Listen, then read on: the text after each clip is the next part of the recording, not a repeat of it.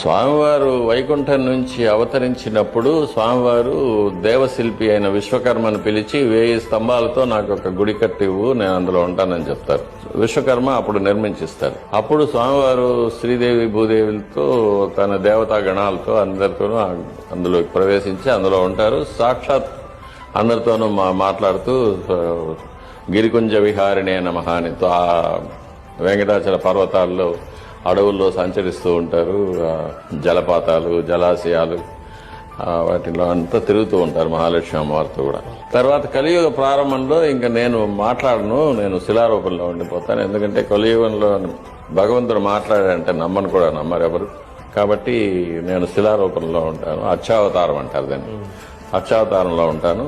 కానీ యోగులతో మహాభక్తులతో నేను సంభాషిస్తూ ఉంటాను, వాళ్లకు ఉత్తర్వులు ఇస్తూ ఉంటాను అని చెప్తారు. తర్వాత ఆ 1000 స్తంభాల మంటపం ఇప్పటికీ ఉంది, తిరుమలలో ఉంది, ఒక చోట ఉంది, అది ఎవరికి తెలియదు, నిక్షిప్తంగా ఉంది.